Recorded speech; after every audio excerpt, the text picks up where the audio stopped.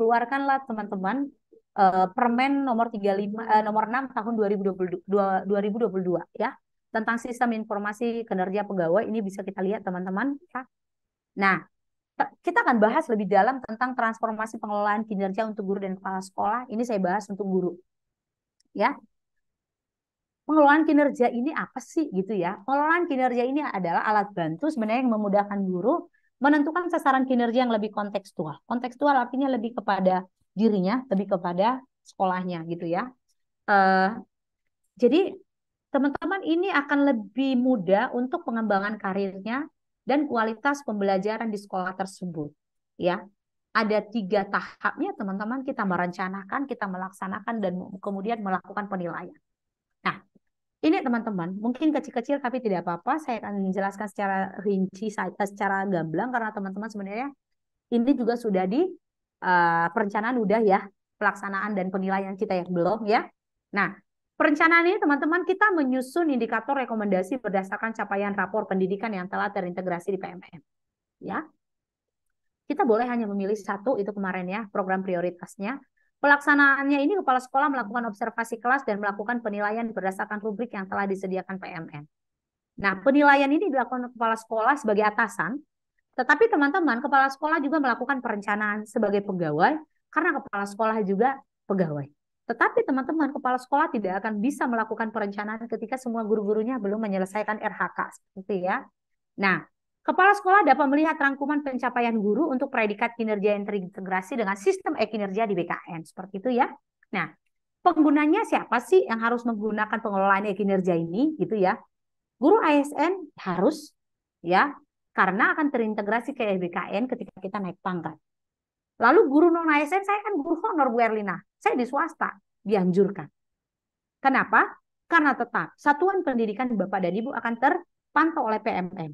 Dan Bapak Ibu, akreditasi sekolah kemungkinan juga nanti akan terintegrasi dengan fitur-fitur di PMM gitu ya. Pengelolaan dari PMM gitu ya. Apakah guru-gurunya belajar di PMM?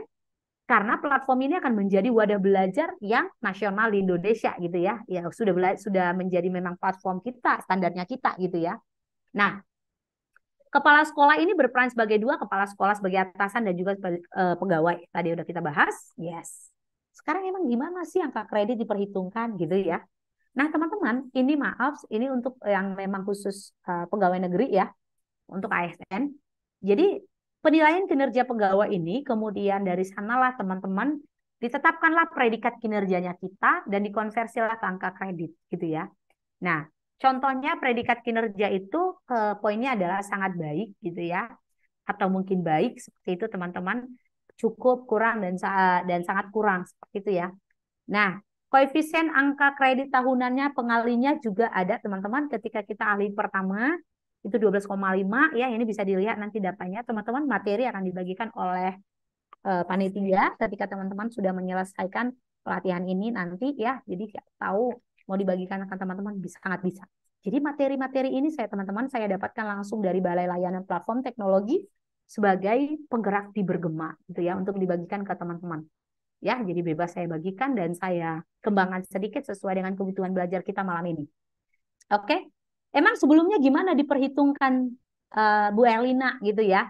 Nah, angka kredit itu diperoleh dari pelaksanaan butir-butir kegiatan yang diajukan melalui daftar usulan penilaian angka kredit atau DUPA. Jadi teman-teman, semakin banyak butir kegiatan yang dilaksanakan, ya semakin besar bobot butir kegiatan, semakin besar angka kredit yang diperoleh. Dan teman-teman, ini akan sangat menyita kita menyusunnya ketika kita harus ngeprint, ya nyusun sana, nyusun sini gitu ya teman-teman, berbolak-balik ke dinas seperti itu ya. Nah, sekarang bagaimana itu ya? Sekarang bagaimana? Nah, sekarang itu ada dua sudut perspektif, dari perspektif Kemenpan RB dan perspektif Kemendikbudristek. Yes. Nah, jadi teman-teman, perspektif Kemenpan RB lebih melihat kita sebagai pegawai. Kita akan merencanakan, melaksanakan, dan meningkatkan kinerja sesuai ekspektasi pimpinan kita. Gitu ya. Dan pemerintah daerah juga akan mencapai tujuan dan sasaran pemerintah daerah langsung tersinergi, terkelihatan tuh di rapor pendidikan gitu ya. Nah, kalau di perspektif Kemendikbudristek yang lebih kepada pembelajaran, teman-teman, kita sebenarnya sasarannya adalah transformasi pembelajaran. Semua pegawai mendapatkan pengakuan atas kinerjanya yang menunjang transformasi pembelajaran untuk mewujudkan pembelajaran yang berorientasi pada peserta didik. Jadi teman-teman, sasaran kita selalu kepada murid, ya. Nah, apa dan bagaimana sih pengelolaan kinerja guru dan kepala sekolah ini, gitu ya? Kita mau lihat, ya, variabel pengelolaan kinerja ini. Nah, kategorinya untuk guru dan kepala sekolah. Kita bisa lihat teman-teman, kalau guru itu praktik kinerjanya itu dilakukan menjadi prioritas peningkatan kinerja berdasarkan observasi kinerja. Sedangkan kalau kepala sekolah, ini dilakukan kepala sekolah dan menjadi prioritas peningkatan kinerja berdasarkan observasi kinerja. Ini dinilai. Kalau guru yang menilai kepala sekolah, kalau kepala sekolah siapa yang menilai? Dinas, teman-teman. Ya, ada admin dinas yang akan melihat ini, teman-teman, gitu ya. Kemudian prioritasnya adalah apa gitu ya. Dan dinas nanti akan terkoneksi lagi tuh ke tim penilai di PMM. Seperti itu ya. Jadi uh, ada tetap integrasinya. Jadi nggak muluk yang nggak ujuk-ujuk langsung itu gitu. Tapi saya pikir ini aplikasinya sangat memanusiakan hubungan karena konteksnya tadi kontekstual. Lebih melihat kebutuhan satuan pendidikan, lebih melihat kepada kebutuhan kepala sekolah ataupun si guru gitu ya. Nah, prioritasnya yang berikutnya adalah pengembangan kompetensi. Ini sama-sama ya, guru dan kepala sekolah pengembangan kompetensinya itu dipertimbangkan. Artinya apa teman-teman? Kenapa dipertimbangkan? Ini menjadi pertimbangan bukan yang dinilai mutlak karena sebenarnya sasaran utama kita adalah praktik kerja dan perilaku kerja kita terhadap murid. Oke, dan juga kepada gimana hubungan kita dengan teman-teman di sekolah, gimana hubungan kita dengan kepala sekolah dan orang tua. Pengembangan kompetensi menjadi pertimbangan karena kita kan sudah jadi guru, udah jadi kepala sekolah, maka kita harus belajar untuk meningkatkan kompetensi untuk tadi merelevansikan kebutuhan kita, belajar murid dengan kemampuan kita agar tetap balance gitu ya. Nah, maka itu dipertimbangkan. Tapi ada standar minimum bahwa memang kita harus mencapai 32 JP gitu ya. Nah, di perilaku kerja teman-teman, ini diharapkan setiap ASN terdiri dari berorientasi pelayanan, ini berakhlak ya. Harus berorientasi pada pelayanan, akuntabel, kompeten, harmonis, loyal, adaptif, dan kolaboratif ya. Tentu ini di bidang pendidikan. Ini menjadi penilaian utama. Jadi fokusnya di penilaian pengelolaan kinerja ini adalah praktik kerja dan perilaku kerja. Sedangkan untuk kategori akuntabilitas ini adalah berkas-berkas yang harus dikumpulkan. Apa dokumennya KOSP? Ya, kemudian juga rekap kehadiran guru-guru ya teman-teman, dan juga boleh nanti ya KOSP dan rekap kehadiran guru-guru dan juga bisa SK-SK tambahan ya. Ini dikumpulkan. Oke, Bapak Ibu, kita mau lanjut. Ini dia teman-teman. Penilaian kinerja pegawai ya, kita tetap di sini pegawai. Hati ini masuk kepada guru dan kepala sekolah sebagai pegawai. Maka variabel penilaiannya itu praktik kinerja itu apa aja teman-teman bisa lihat ya. Kemudian pengembangan kompetensi seluruh indikator dimulai dari pendidikan, pelatihan, kontribusi komunitas, sumber belajar. Bahkan jika ada teman-teman di sini yang merupakan kepala sekolah, ini bergema untuk kepala sekolah sedang dibuka. Mari daftar. Itu sampai kepada 28 Februari kalau nggak salah itu masih buka. Ya, teman-teman yang ingin linknya nanti boleh dilihat laman Kemendikbudristek atau bahkan kalau nggak dapat boleh nanti saya di Japri ya. Dokumen akuntabilitas ini wajib dikumpulkan, tetapi teman-teman yang mengumpulkan nanti untuk dokumen kehadiran dan juga KWSP itu kepala sekolah. Ya, seperti itu. Baik, mari kita lihat yang pertama, poinnya praktik kinerja. Nah, di praktik kinerja ini teman-teman, sasaran kinerja pegawai atau SKP ini teman-teman, guru dan kepala sekolah memilih satu sub indikator kinerja yang menjadi sasaran. Tetapi ingat teman-teman, kita panduannya atau yang menjadi kompas kita adalah rapor pendidikan. Ya, guru atau indikator D1 ya, 8 indikator praktik pembelajaran dan kepala sekolah itu indikatornya dari 3, 8 sub indikator kepemimpinan pembelajaran. Ada 1 dan itu biasanya kita memilih yang pilihan pertama yang ditawarkan oleh rapor pendidikan. Ya.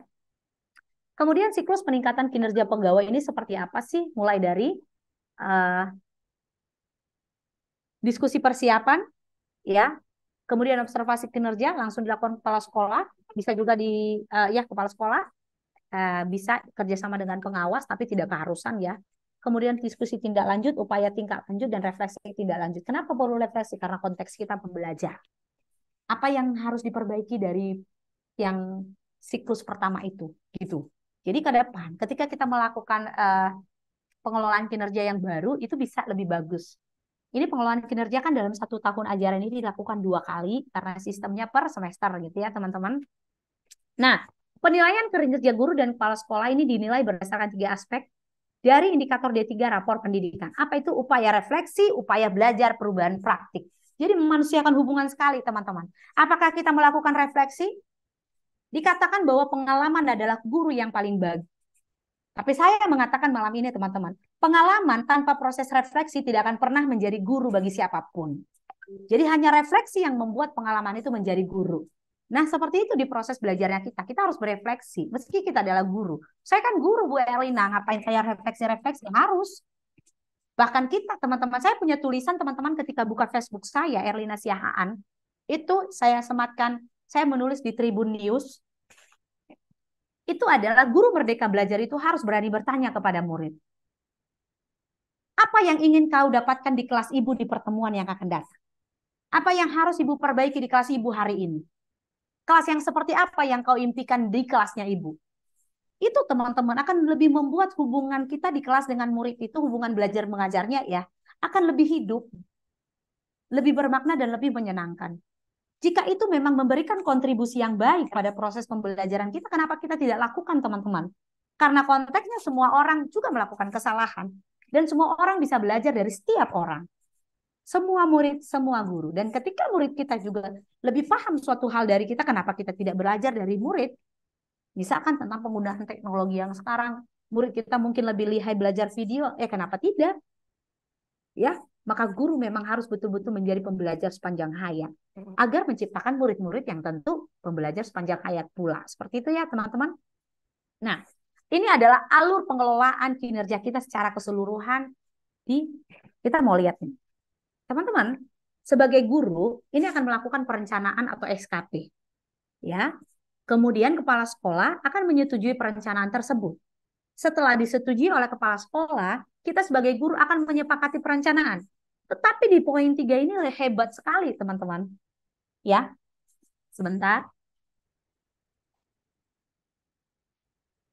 Ketika kita akan menyepakati, kita masih bisa untuk membatalkan yang sudah disetujui oleh kepala sekolah. Kita bisa menuliskan yang kata-kata yang sudah disediakan di template dan mengirimnya kembali bahwa kita memang akan membatalkan. Ketika kita mengirim membatalkan, maka kita akan kembali ke langkah yang pertama, melakukan perencanaan SKP dan kembali. Yang sudah kita susun akan kembali ke kepala sekolah untuk disetujui. Ketika nanti karena kita sudah merevisi, berarti kita langsung menyepakati. Setelah kita sepakati, teman-teman, inilah sebenarnya yang merupakan tahap perencanaan. Ini dilakukan di Januari kemarin di 2024 sampai tanggal 31. Bu Erlina ini katanya kemarin sampai tanggal 15 Januari ketika baru launching. Inilah yang mengatakan bahwa Kemendikbudristek juga sangat memanusiakan hubungan. Kemarin deadline pertama itu di Februari, walaupun ada deadline dari pemerintah, tetapi sistemnya tetap terbuka. Tidak ada, artinya tidak dikunci sistem kita. Nah, jadi kenapa ada deadline? Agar semuanya guru-guru cepat-cepat ngerjain gitu ya. Nah, ini masih kita tunggu. Jadi teman-teman yang belum, siapa tahu ada yang belum, nggak apa-apa, masih ditunggu gitu ya.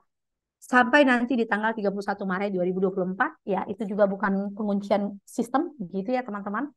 Nah, kemudian kita masuk ke tahap berikutnya, di mana guru berdiskusi dengan atasan untuk persiapan observasi ya, ataupun atasan berdiskusi dengan guru untuk persiapan observasinya juga gitu ya. Guru melaksanakan kegiatan belajar mengajar dan atasan melakukan observasi. Saya mau tegaskan, banyak di kegiatan observasi ini teman-teman, guru itu mengajar tidak seperti kesehariannya. Karena tanggal itu dia lakukan observasi, maka tanggal itu dia bawa segala macam media dan alat-alat yang mendukung untuk itu. Dia bawa speaker, dia bawain fokus, dia bawa laptop, ya. Kemudian dia bawa karton, dia bawa kertas plano, dia bawa spidol, dia bawa alat-alat peraga atau mungkin alat dan bahan yang akan dirangkai di kelas. Tetapi sebelum dan setelah observasi tidak seperti itu. Bukan seperti itu observasi yang diinginkan teman-teman. Itu namanya kamuflase. Maka observasi yang diperlukan adalah seperti apa habitualnya kita mengajar. Maka sebagai guru pun kita harus menerima realitas itu gitu. Nah, ketika diobservasi kita melakukan sebuah inovasi yang baru, bahwa kita melakukan beberapa perubahan dari rencana pembelajaran yang kita bawa dengan suasana kelas yang berbeda, yang mungkin lebih uh, melibatkan murid gitu ya, lebih banyak pergerakan di mana murid dilibatin gitu. Maka selanjutnya juga itu tantangan untuk kita untuk terus memperbaiki diri, bahwa kita akan menciptakan kelas yang seperti itu gitu. Jadi bukan drama, no drama-drama gitu teman-teman. Jadi tidak akan efektif karena kita observasi, kita buat segala macam gitu ya. Tapi habis itu ya udah flat gitu. Nggak boleh teman-teman. Berarti kita belum guru yang merdeka belajar. Nah ini himbauan bagi teman-teman juga untuk saya. Ya, ini adalah pekerjaan kita untuk terus mengusahakan kelas kita itu adalah kelas yang bermakna dan bernyawa gitu ya di dalam proses belajarnya. Nah, kemudian guru akan berdiskusi tindak lanjut dengan atasan gitu ya, dan guru melakukan tindak lanjut dan atasan melakukan penilaian tindak lanjut. Guru mengisi mengumpulkan refleksi tindak lanjut. Nah, atasan juga akan artinya ini ada koneksi antara guru dan kepala sekolah yang terus terkoneksi gitu ya. Dan atasan melakukan penilaian tindak lanjut. Nah, teman-teman, periode kegiatan pelaksanaan dapat dilakukan dan dapat diselesaikan dari Februari sampai ke Juni. Ya, teman-teman, seperti itu ya. Mudah-mudahan sama-sama bisa kita semakin mengingat ini bahwa sebenarnya observasi itu bukan drama dengan skenario yang harus kita buat sempurna di hari itu saja seperti itu ya. Nah, ini dia teman-teman ya. Ini akan sangat singkat. Ini sebenarnya dia ya. Inilah dia. Ya, jadi 3 tahapan besarnya itu perencanaan, pelaksanaan, dan penilaian. Ya. Nah, kenapa ini sih di Januari dan Juli? Ini maksudnya kita tahap pertama di semester ini kan di Januari ya. Nanti kita di Juli akan kembali apa ya? Membuat perencanaan lagi gitu ya. Nah, teman-teman, kemudian di pelaksanaan ini mari kita lihat ya, ada diskusi persiapan, observasi kinerja, tindak lanjut, upaya tindak lanjut, dan refleksi tindak lanjut ya. Nah, di sinilah kita harus menyiapkan gimana sih dokumen akuntabilitas di sini dia disiapin karena di pelaksanaan. Dan di penilaian ini teman-teman durasinya nanti sampai ke Juni ya. Kalau di apa namanya di semester berikutnya itu di Agustus sampai ke Desember. Ya, penilaian kinerja oleh atasan dan penilaian perilaku kerja itu dilakukan ya. Tapi ingat teman-teman, lihat di bawah ada tanda bintang-bintang ini dalam tahap pengembangan. Artinya tim ahli Kemendikbudristek khususnya untuk yang menangani pengelolaan kinerja ini pun masih terus melakukan tahap pengembangan gitu ya teman-teman. Oke, kita langsung ke sasarannya teman-teman. Jadi ada 8 pilihan indikator praktik kinerja. Ini adalah 8 subindikator turunan dari indikator D1 kualitas pembelajaran pada rapor pendidikan. Kita teman-teman boleh memilih satu prioritas. Nah, kalau di sekolah kami itu sekarang kita memilih penerapan disiplin positif. Jadi hal-hal yang kita lakukan di sekolah itu nggak melulu sih tentang penerapan disiplin positif, tapi lebih menguatkan kita dibawa ke sana. Seperti itu ya. Itu maksudnya indikator uh, yang menjadi penilaiannya gitu ya. Nah, seperti apa sih siklus pengelolaan praktik kinerja ini, teman-teman, untuk guru dan kepala sekolah? Ini tadi. Jadi, kenapa perlu ada diskusi persiapan? Kita perlu fokus pada perilaku, upaya mempelajari, dan jadwal observasi, tentu berdasarkan ini tadi. Indikator apa yang sedang kita soroti, gitu ya. Nah, teman-teman, eh, observasi kinerja ini juga tujuannya adalah menentukan batas dasar kinerja atau baseline sebelum melakukan upaya peningkatan kerja. Jadi bukan untuk melakukan penilaian. Dan diskusi tindak lanjut adalah refleksi dari hasil observasi kinerja. Kenapa ada upaya tindak lanjut? Itu pengembangan kompetensi yang dibutuhkan untuk peningkatan kinerja kita. Dan refleksi tindak lanjut adalah merefleksikan tindak langsung termasuk indikasi capaian, tantangan, dan rencana perbaikan. Ya, jadi ke depan itu biar lebih bagus itu gimana seperti itu ya.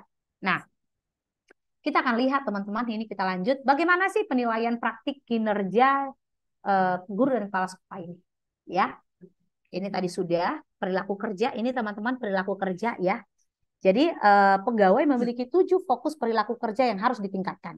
Berorientasi pada pelayanan, nanti nilai kita itu sesuai ekspektasi atau di atas ekspektasi ya. Ini akan sangat cepat. Apa aja itu? Nah, yaitu ini yang berakhlak ya teman-teman, yang berakhlak ya. Gimana kita memahami dan memenuhi kebutuhan peserta didik itu juga dinilai. Bagaimana juga hubungan kita menghargai setiap orang, hubungan kita dengan sesama pegawai atau dengan murid, itu juga dinilai oleh kepala sekolah. Apakah kita loyal kepada kepala sekolah gitu ya? Apakah kita menghargai yang senior di sekolah? Ternyata nggak boleh suka-suka di sekolah gitu ya, dan kita harus kolaboratif gitu. Nah, ini akan dinilai gitu. Nah, pengembangan kompetensi. Nah, di pengembangan kompetensi ada skala prioritas, skala peran, dan kategori kegiatan. Nah, kalau di skala prioritas, ini adalah skala-skala yang menjadi prioritas Kemendikbudristek, ya. Apakah itu pendidikan guru penggerak, sekolah penggerak, PPG, ya IKM, dan perencanaan berbasis data. Kategori peran itu adalah ketika teman-teman itu berperan sebagai kontributor atau peserta. Nah, kalau kita di peserta itu berarti semacam teman-teman malam ini di peserta, saya di kontributor.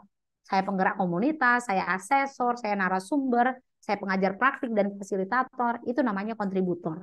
Nah, kategori kegiatannya itu boleh pelatihan dan boleh kegiatan kombel. Nah, malam ini yang teman-teman ikuti adalah pelatihan dengan banyak jamnya itu 40 JP. Jadi teman-teman harus hadir setiap malam mengikuti juga apa yang diminta oleh panitia karena ada beberapa di grup nanti akan diminta itu ya. Nah, ini cakupannya teman-teman 8 poin per pelatihan mandiri, 12 poin per kegiatan berdurasi 2 sampai 3 jam. Jadi ketika kombel teman-teman melakukan kegiatan itu 2 sampai 3 jam ternyata poinnya itu udah 12 poin. Nah, ketika teman-teman itu di guru penggerak ya, itu 108 poin. Ya. Nah, jadi teman-teman kita lewatkan aja ya. Oke, dokumen akuntabilitas. Ini adalah dokumen-dokumen contoh KWSP dan juga RPP, rencana kerja tahunan, RKT dan RKAS itu boleh, dan juga daftar hadir secara keseluruhan di satuan pendidikan. Nah, ini teman-teman yang mengupload ini bukan guru ya, tetapi ini adalah kepala sekolah. Guru ngupload apa? Ngupload dokumen yang sesuai dengan tagihan yang disusun di RHK, seperti itu ya. Nah, bagaimana proses penilaian dalam pengelolaan kinerja ini sebenarnya? Nah, lihat teman-teman, penilaian dan pengelolaan kinerja ini sebenarnya sebagai pegawai ya, jadi guru dan kepala sekolah itu juga sebagai pegawai, adalah kewenangan penuh pejabat penilai. Pejabat penilainya siapa? Kepala sekolah dan pengawas sekolah. Ya. Nah, angka kredit diperoleh dari pegawai melalui konversi predikat kinerja melalui angka kredit berdasarkan koefisien angka kredit dengan faktor pengali. Tadi udah kita jelaskan. Ini contohnya. Ya, seorang guru muda mendapat predikat kinerja sangat baik. Ya, guru muda sangat baik akan mendapatkan angka kredit sebesar, berarti namanya dia masih guru muda, maka teman-teman koefisien angka kredit tahunannya 25, karena dia sangat baik, maka faktor pengalinya 150%. Maka 25 dikali 150%, maka dia mendapatkan angka kredit 37,5. Seperti itu ya teman-teman. Nah, penetapan angka kredit kinerja didasarkan, ini tadi udah kita jelaskan bahwa yang dinilai itu adalah praktik kinerja dan perilaku kerja. Oke, teman-teman? Yes. Nah, ini dia. Ini contoh yang lebih relate. Ya, ini 2 orang ya. Kenapa sih angka kredit mereka bisa sama? Padahal kan Pak Hendrawan itu juniornya. Bu Sri itu senior. Nah, mari kita lihat. Bu Sri ini 35 tahun. Ya, rating praktik kerjanya itu di atas ekspektasi pimpinan. Sama seperti Pak Hendrawan, di atas ekspektasi pimpinan juga. Tapi poin pengembangan kompetensi yang dilakukan Bu Sri itu 36 poin, sedangkan Pak Hendrawan itu 64 poin. Poin pengembangan kompetensi maksudnya di RHK, ya. Kan itu 32 minimal, dan maksimal itu paling banyak itu 128 poin, ya. Ini Pak Hendrawan 64 poin. Rating perilaku kerja yang dilakukan Bu Sri itu sesuai ekspektasi pimpinan. Sedangkan punya Pak Hendrawan itu di atas ekspektasi pimpinan. Maka teman-teman berdasarkan yang ini tadi, ya, maka Pak Hendrawan ini ya, penetapan predikat kerjanya itu sangat baik, sedangkan Bu Sri itu baik. Nah, karena Bu Sri baik, maka pengalinya 100%.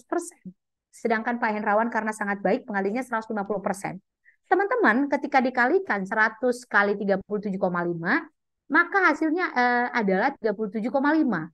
100% gitu ya. Sedangkan 100% kali 37,5, maka hasilnya 37,5. Sedangkan Pak Hendrawan 150% dikali 25, itu hasilnya 37,5. Jadi mereka bareng. Jadi teman-teman kemungkinannya sangat terbuka sekali untuk kita. Maka mari lakukan pengembangan kompetensi teman-teman gitu ya. Nah, ini adalah pertanyaan-pertanyaan yang sering muncul untuk Kemendikbudristek khususnya di Balai Layanan Platform Teknologi ya, saya bawa di sini.